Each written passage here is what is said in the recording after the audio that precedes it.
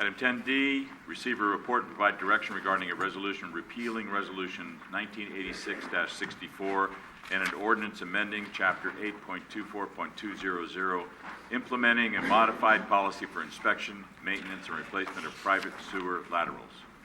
Good evening, Mr. Mayor, members of the City Council. We're here tonight to address the issue of maintenance responsibility for private sewer laterals by looking at two things. First of all, by reviewing an existing resolution, and then also by reviewing the city's current ordinance. As you know, the municipal code already establishes that private sewer laterals are owned by the private property owners. But in 1976, the city adopted a resolution that's included in your packet to provide some maintenance based on the existence of a conforming cleanout. And that maintenance was limited to rotting, and beyond that, the owner was responsible to repair or replace their own lateral. So in other words, the city would show up, would rod the lateral, but then if there was a problem, the property owner would have to replace or repair it themselves. 10 years later, the city adopted a resolution in 1986, that's also attached to your packet, which expanded the scope of city services for private laterals with approved cleanouts. So if somebody installed an approved cleanout, the city wouldn't just rod the sewer lateral if there was a problem, but they would either repair or replace it if necessary. And then under that program, the property owners were charged 60 cents per month. That program and that charge was in place for over 28 years. But since that time, the costs of the program have far outstripped the amounts collected, as indicated in the staff report. And just for comparison, the amounts that have been spent since 2009, just in the last 5 or 6 years, have actually exceeded, or close to exceeded, the total amount collected over the entire 28 years. And then going forward, the amounts that the city plans to spend are going to be over about $1.1 million per year going forward. Not only that, but as the staff report indicates, that amount is likely to increase over time, and there are a couple of reasons for that. The first reason is that we expect that more property owners will install cleanouts after implementation of the lateral inspection program that the City Council approved last year. That goes into effect in May. And when property owners are required to repair or replace their private laterals before they sell their property, we anticipate, in anticipation of that, the property owners are going to install a clean out for a couple of $100s and then make the city repair or replace their lateral. So we think those costs are going to go up. The second reason why the costs are likely to increase is because once that happens, the city will actually have more private laterals to maintain going forward. So even though those will be new private laterals that the city will have installed at its expense, the city is then on top of that going to be required to maintain, inspect those and replace them essentially in perpetuity. So the conclusion in the staff report is essentially that the program adopted in 1986, while good at the time, charges about 11,000 residents an insufficient amount for a service that only a relatively few people will use. But unfortunately, those individuals, by taking advantage of that service, will impose an unsustainable burden on the system. So the City Council has discussed this difficult issue at 4 public meetings starting in June of last year. And if the city does decide to return some of the responsibility of maintenance and repair to the property owners, as other cities have done, you'll need to consider taking 2 actions. And both of those actions are presented for you tonight in the forum of discussion and direction. The first action would be to repeal the 1986 resolution. And then the second action would be to amend your existing ordinance to make the policy clear. Now, your existing ordinance already says private property owners own the laterals, but it would be amended to say, and they're responsible for repairing or replacing them. The amended ordinance, as you see in your packet, would also specify the services that the staff will provide. So if there's a call, the staff will go out, they'll inspect the lateral if that's possible, they'll try to clear the blockage as much as possible, and then refer back to the property owner to do a repair replacement if that's necessary. In the course of those 4 meetings, the City Council recognized that it might be a burden on some property owners who might know they have failing private laterals, who were anticipating that they might take advantage of the city's program, as others have over 28 years. So the City Council directed staff to research the availability of a private warranty program. So it turns out that for about $9 a month, property owners can have the peace of mind that if their lateral fails, they are covered. Actually, both for the upper and the lower lateral, up to $8,000. So that's actually better than what the city does. What the city would do, even under the current policy, is just repair, replace the lower lateral. So the warranty coverage covers both pieces of that lateral. If the City Council does direct staff to proceed with the actions that are provided in your staff report, then an upcoming meeting will bring back the resolution to repeal Resolution 1986, and also an ordinance amendment as reflected in the staff packet, or as you may decide to modify. That concludes my staff report. I'd be happy to answer any questions. Any questions of Mark or staff at this time? Anyone? Mr. Peterson? Thank you. Perry Peterson. The staff recommendation has many mistakes in it, and it should be revised before any action. The action should be to keep the present lower lateral program. It's difficult for me to bring you such challenging news. I know you don't expect that someone believes that the staff report is simply wrong on the facts, but in this case it is, multiple times.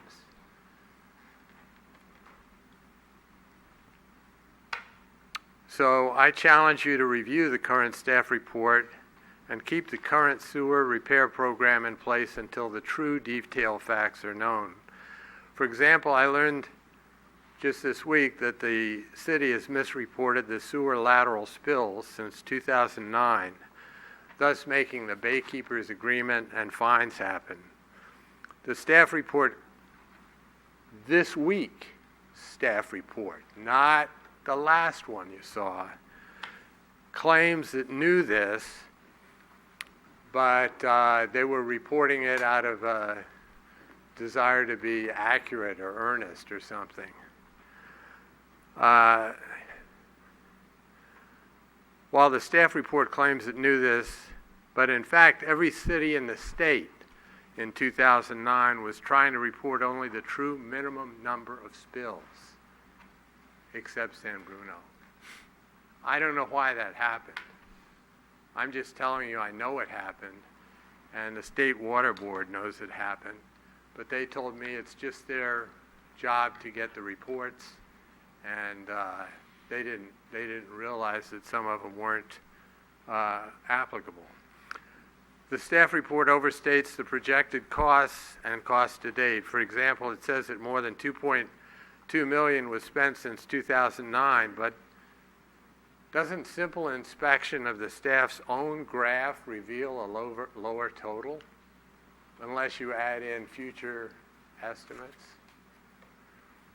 Twice I requested the backup calculation for the cost graph. None is available to me. At the City Council study session on this ordinance, 4 members of the public spoke out against the ordinance. Another study session was scheduled but canceled. Could more public attendance be a concern or benefit? Now, immediately after the canceled meeting, the vote is agendized without more public input or publicly visible acts by council to even recommend agendizing a vote. Does this bring up an FPPC or ethics question? I believe the sewer staff here is skilled, but the city is farming out nearly all of their construction to private contractors, even simple repairs that used to be done by the city. Is this cost effective to have field workers and lots of heavy equipment if all they do is flush sewers? Staff has only one recommendation on this report today: provide direction for an alternative implementation date. Why not provide, as staff does in most staff reports, why not provide other alternatives instead of only one? Try, do not implement this ordinance, or correct the statements in the report that are incorrect, or think about what is best for the citizens and businesses. The staff recommendation has many mistakes. The action should be to keep the present lower lateral program. As I said, it's difficult to present such challenging news at the time you're considering a vote on this ordinance. I'm recommending that you not vote until staff tells you that all the information in that report is correct. Thank you very much. And if you have any questions, I'd be happy to answer them. No. Thank you. Anyone else? Thank you. Good evening, council members. Jim Evangelist, 105 DeSoto Way. I also am recommending that you do not change this ordinance. It is the one ordinance in San Bruno, after all the sewer rate hikes that have been going on since 1997, that the residents actually see, in concrete terms, benefit them when they do have a compliant cleanout. One thing I'd like to address is Councilwoman O'Connell was concerned about the upper lateral and how that is not addressed by the current ordinance. Well, that's primarily because upper laterals don't often have problems. In my 11 years in the sewer department, it probably hovered around 1% to 2% of upper lateral problems. Why is that? There's a couple of reasons. One, many of the causes of lower lateral breakdowns are city-owned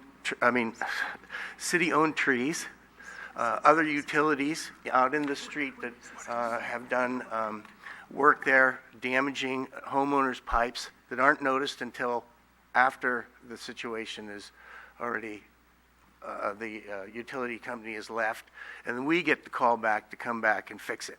So that's the reason most of the problems happen out in the street and not in the upper lateral.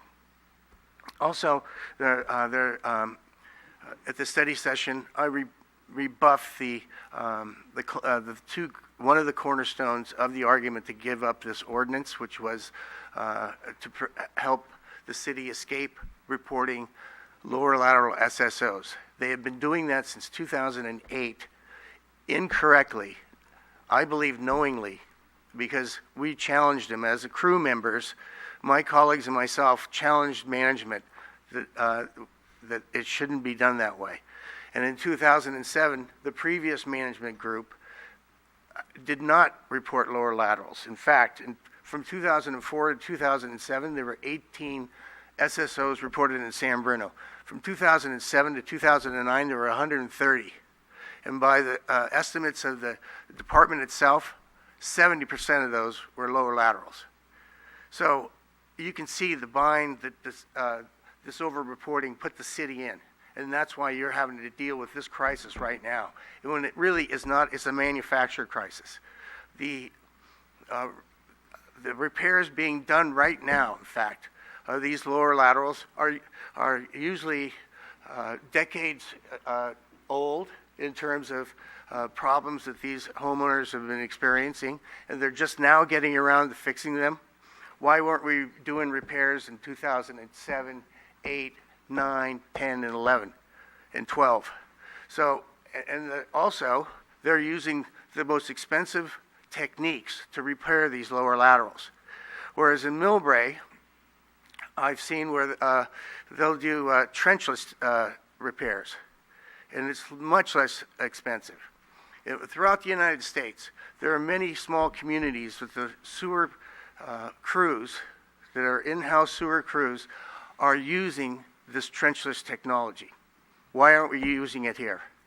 I just think that this has been a manufactured situation by management in the sewer department. I think you need to do a lot more questioning to why things got to this state and what to do about keeping this a great program in place. Sure, they may need to have to increase the cost of contribution from the homeowners a little bit, not $9 a month that was recommended in here. And that can help support and sustain that individual program. But it's not, this program in and of itself doesn't need to be supported on its own merit. It's part of the sewer department. That's part of the money that everybody pays to have good services here in San Bruno.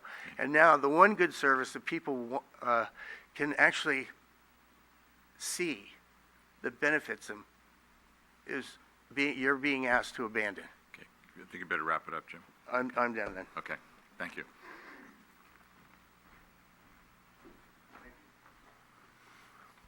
Marty Medina, Garden Avenue. I'd like to echo the statements. There's clearly something that's not right. If we were reporting something improperly that resulted in a fine, then we need to go back and get it right. If what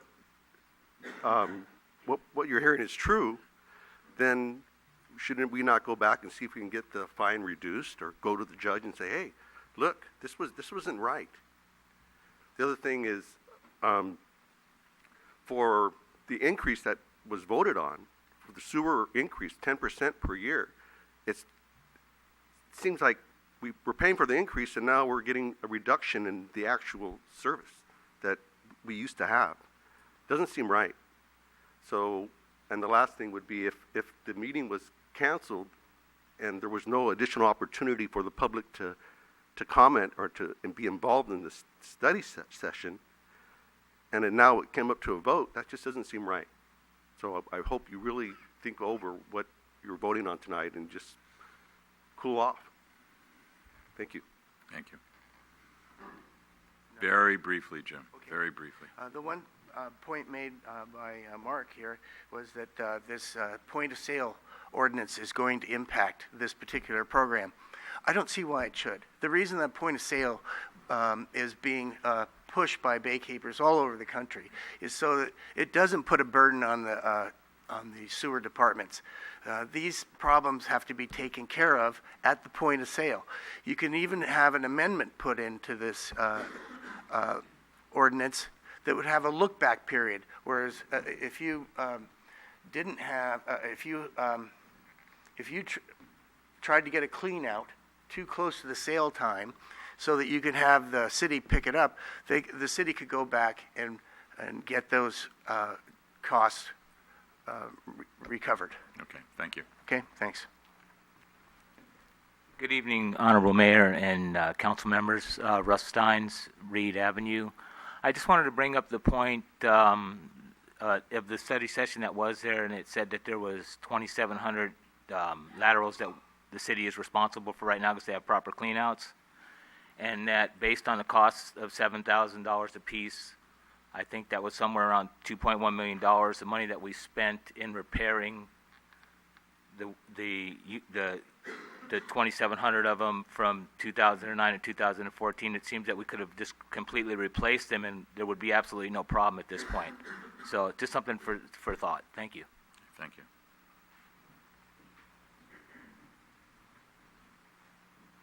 How's it going?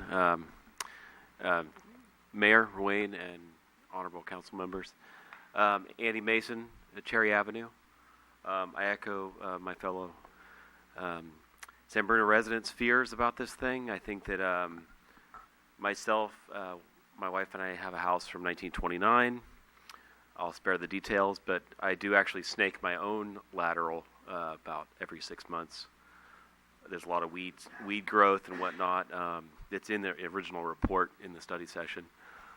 My issue is with use of public money and asking residents to take on a $9 a month private insurance company, a policy. So I think that myself included, and I know a lot of people feel this way, is that the city of San Bruno does awesome things, and we should keep that going. They've been doing great work since 1986. They've been collecting money from residents, people that have lived and worked in this society. They've paid into this system, and a lot of them are retired and they're on a fixed income. Excuse me. And now you're going to pull this back and say, oh, here's this $9 a month plan. Here's a private insurance company we recommend, a third party. I'm not into the third party thing. I think that there are enough insurance companies out there. There's enough ads on TV. Let's get back to basics. So, thank you. Thank you. Anyone else? All right, we had a couple of questions this evening. The relationship of bay keepers, the SSOs, how they were reported, how they weren't reported, is the difference significant? Is that what got us into the bay keepers situation and what we're mandated to do, first of all? And I think it's two separate issues, but I'd like an answer to that if we could. Sure. I'm happy to answer that question. First of all, the staff report, I believe, and I went back and looked at it just a moment ago, does not indicate that the city knew that it was misreporting. We have recently determined that, frankly, as a result of Mr. Evangelist's commentary at a previous meeting. We have confirmed with the regional board the information that Mr. Evangelist himself had discussed with the regional board and reported to you at your study session a few weeks ago. The short answer to your question, however, is no. One single SSO violation is sufficient to attract the attention of the regional board and of the bay keepers, who, as you know, have periodically made the rounds of all cities in a given area. It was San Mateo County's turn in the barrel a few years back, and we were one of many cities against whom regional board enforcement was made and baykeepers' lawsuits were initiated and then settled. This city, based on its reporting, had one of the highest SSO levels during a couple of particular years that I'm not remembering at this moment in our region and I believe within the state. That situation may have been was exacerbated by the reporting of private sewer lateral overflows that we now understand are not a mandated reporting, they are voluntary reporting. However, the enforcement action and the baykeepers' lawsuit were, it pains me to say this, but were righteous regardless because they did address legitimate sanitary sewer overflows, which are the city's responsibility. Had you taken the private sewer lateral numbers out, we still would have reported a significant number of overflows that would have resulted in the regional board enforcement and the baykeepers' lawsuit, or at least would very likely, given that level of activity at that time, would have very likely resulted in exactly the same result. I hope that answers the question. Answers enough for me. I know there's a question or a comment about trenchless.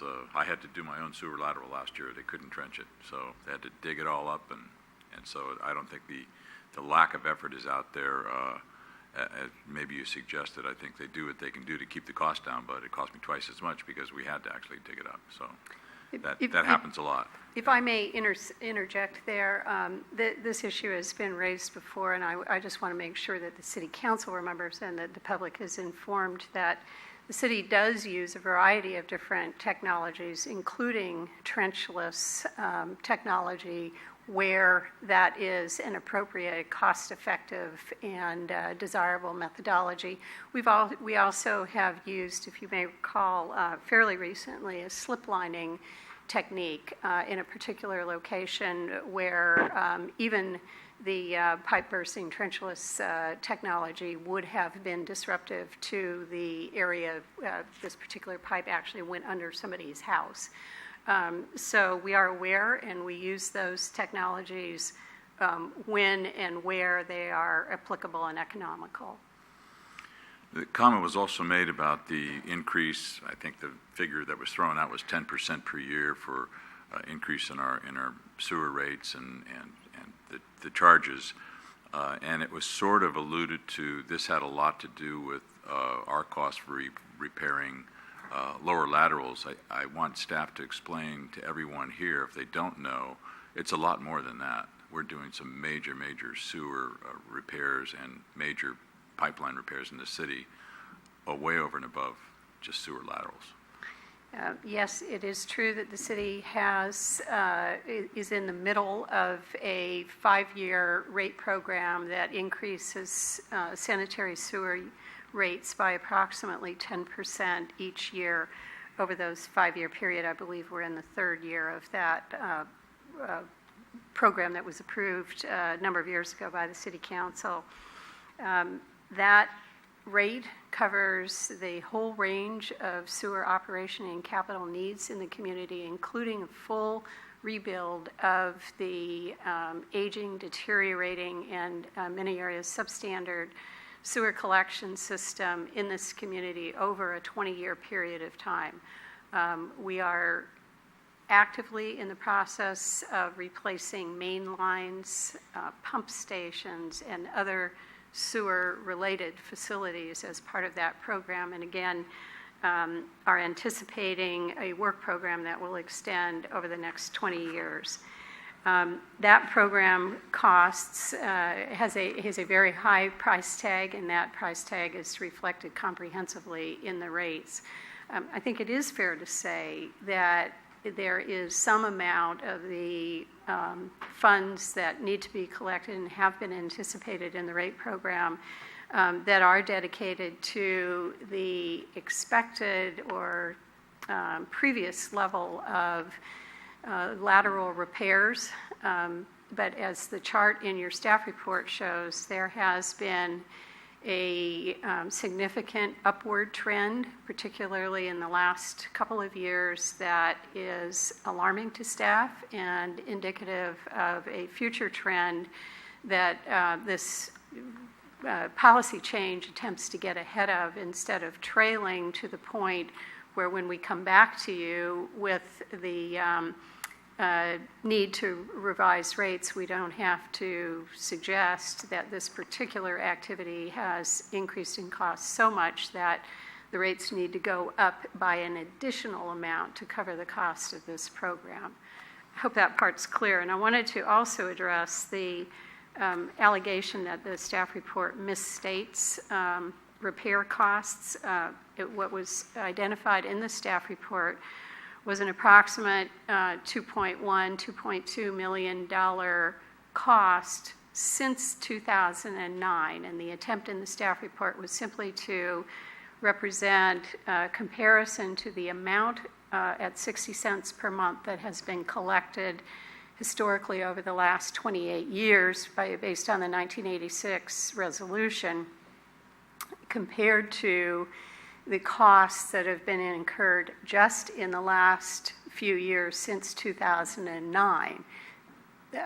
Those costs are comparable. So amounts collected over 28 years has been expended in the last approximate 5 years.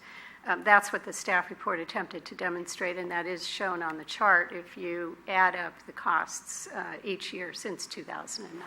Okay.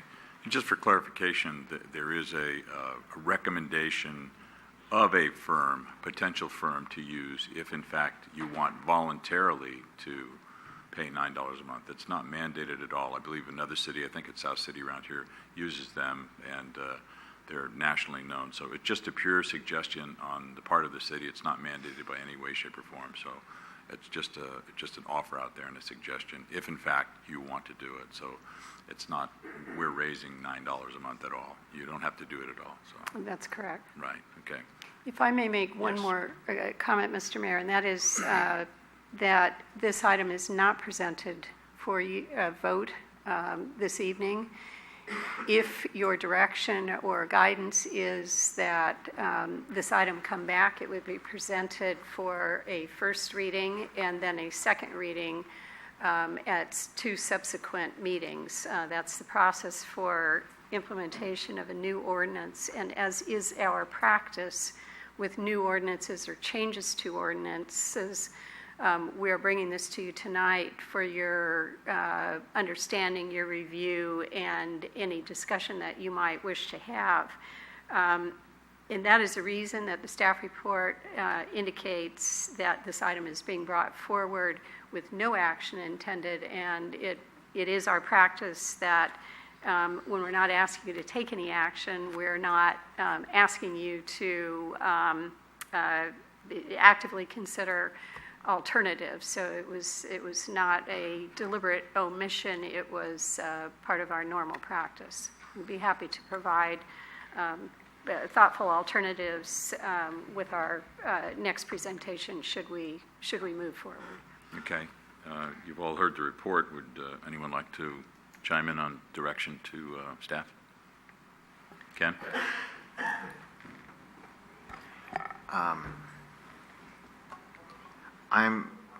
I have a real problem with taking a program that's been going on for many years, many decades, and then just pulling the plug and putting the responsibility on the homeowner. And so until there is and a staff report, and I highly respect our staff and as far as giving us the true picture, but because we feel that it's going to be alarmingly or it's going to increase over the next few years, or it's not enough reason for me to dump the program.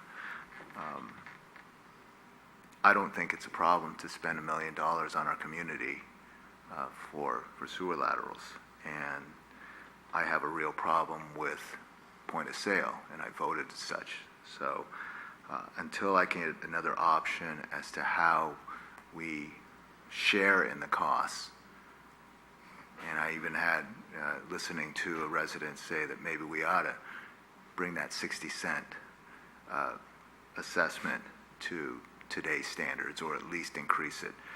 I can't approve of something like this. Okay. So I can't give a direction. All right. Rico, anything? I know that there are things within, and I appreciate the report and information. I appreciate the public's information that brings, I think, great questions. So we can always, obviously, better. All eyes on it is better than only some. I have things in here about if this were to go forward, is the 60 cents going to be taken off the bill? The staff time, I know, so there's one of my questions. It's not a suggestion here, but it's my question. The staff time, it mentions in here that time needs to be spent for other activities and things that aren't getting done. Well, what are those things and why aren't they getting done? And how long has that been going on? Because that to me is a savings. If we're not doing a part of a program, then we're saving in a department. And that is an enterprise funds that, to me, should then go back to the ratepayers. I do know that having a suggested implementation of May of 2015, I'm concerned with that. It's right around the corner with rolling out something else. I think there are enough questions that have been raised here that I think it needs to go back, and I was taking, as quick as I could, some of the notes of the speakers. And so, as we found out on the SSO reporting, what's done is done. I get that. But at the same time, it's been brought forward that there was something that obviously we miscalculated on. So I think we need to make sure we do our due diligence. I think we need to make sure we're transparent. I think we need to get the facts on the table and come with some options. So I'm not prepared at this time to go forward with stopping the program. Yeah. Irene? Such a lot of things. First of all, I'd like to make sure I'm getting this information correctly and that everyone else is. When we say that this program benefits people, let's be really clear. It only benefits people who have, and please staff, correct me if I'm wrong, who have the proper cleanouts and it only benefits them from the clean out to the lower lateral part. So if they have a problem, if you have your sewer lateral and you have a problem in it, it's your responsibility if you have no clean out, the whole thing, correct? So it doesn't matter if you pay 60 cents for the last 30 years or not. It's your responsibility. It doesn't matter if you go forward and spend $9 additional a month to the city and not an insurance program. It's your responsibility. So all those people out there now who have been paying all those years, and I've owned my house since 1976, and my mother's owned hers since 1956. They've been paying all that money all those times, and none of us have benefited from it. And I had to replace my sewer lateral, and it could not be a trenchless because of the configuration. So when people say it's the only thing that people can see that they benefit from their sewer rates, I think that's a total misconception. So that's one thing. Second, it's not a dumping of a program per se. If you have an emergency, our city crew will still come out and do what they can. They're not going to abandon you if you have an emergency. They'll come out. But it's your property. It's your responsibility. Your insurance, if we pay hundreds of dollars every month for house insurance, car insurance, health insurance, dental insurance, vision insurance, and how many of us use it in a month? This is like the bargain of the year. $9? I mean, you pay that much for 3 lattes. No, 2.5. But anyway, and you don't have to do it if you don't want to, because if you feel like gambling that you're not going to lose your sewer lateral, then don't do it. But if the city continues to keep that responsibility, and we have to increase your rates, everybody has to pay it, if you benefit or not. So I appreciate staff's time. I understand everyone does their very best to give us the accurate information. I personally realize I want to know how many sewer overflows we've had. I don't care where they are. That's a health hazard, people. Your dog walks through that, your kids walk through that, you bicycle through that. It's not a pretty picture. I want to know where they are. I want us to take care of them. So obviously I'm for going forward with this. Okay, Michael? Thank you. It seems like every time this comes up, I feel less certain. When we first discussed this in subcommittee, I was like, yeah, it's a no-brainer. It's not working. Let's get rid of it. But a lot of good points have been made, and I have to say I'm not really sure that I'm not really sure about the savings anymore. I mean, we're going to continue to do a lot of maintenance on these laterals. We're not going to replace them, and I don't understand what percentage of our overall cost right now has been for replacement versus repair. Now, if we're doing a lot of repairs, that's not really going to change just because we change this program. We're still going to respond to these. There's going to be, and I'm thinking over time, probably more responses to spills because there is no proactive maintenance anymore. Whereas now we have a proactive maintenance program, that's going to go completely away, and the only reason the city will ever be involved is because there's sewage on the street. So I could see that getting worse over time. I'd like to see some more details around the SSOs that led to our fine, and I know that there was still a significant number of them, but I would like to see the actual numbers that triggered our predicament. So that for that specific year, I'd like to see what that breakdown was.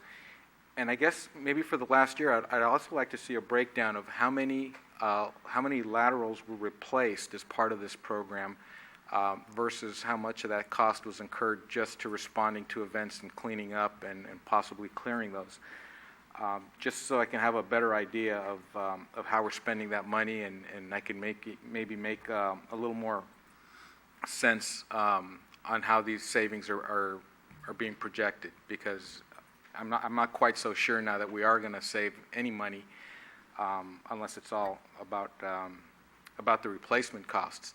I'm wondering too, if for the pipes where there is a clean out, I'm assuming those clean outs are going in with a new lateral or a section of lateral, so those are probably less likely to get clogged versus ones that are completely unaddressed. So if this program incentivizes people to do some work, even if we're taking on a little bit of proactive cleaning of that system, it's still a system that's newer and in a lot of cases going to cause us less problems in the future versus having to respond to the ones that have never been touched because nobody had an incentive to do anything with them. I know the cost is growing and I know it's a concern, but I'm wondering if we might not be creating a bigger problem. So I really do think we need to pick this apart a little more and really get an understanding of the mechanics of what we're responding to and what's causing those things. Okay. Sounds like the majority of the council wants a little more information. For me, I think it's a good program going forward. I know Michael said something about how much maintenance is going on now. The people that are being monitored are the people that have replaced or have put in the clean out. When I put in mine, they maintain my lateral from the clean out to the street. And that lateral was not replaced, so it's still there. And the city comes by, I think it's every 6 months, and takes a look, does a little camera thing, does a little, twisting inside that pipe if that's what they have to do. And that's times, I don't know how many people, in the hundreds probably, that have done that. That's going to increase just simply because the infrastructure is aging, and we're going to be dealing with a lot more of that. And that, in fact, will take crews away from other things, whatever those things happen to be. It sounds to me like the majority of the council wants to know what those other things are, and Michael wants some more specific detail about some costs. So if it were up to me this evening, I'd say let's get it done, but it's not because there's 5 of us. So the soonest you can bring back that information, the sooner we can take some serious action on this. If I might make a suggestion that we take this back to the Utilities Subcommittee, we had a recent study session on this topic. We can certainly do what is the City Council's pleasure. If you'd like it back to the full City Council as the next step, we're happy to do that as well. I think the subcommittee's good because I think Michael said he heard certain things and now he's getting a little more hesitant. So I think we should, and he's on the committee, is that correct? Mm-hmm. Yeah. Mm-hmm. We should find out from you to staff what you want, and let's get those things answered so we have more specific information. Okay, we've attempted to make note of all of the issues and would encourage council members, if you have additional thoughts, if we could receive those, then we will address them accordingly. Okay, that'd be great. All right, thank you.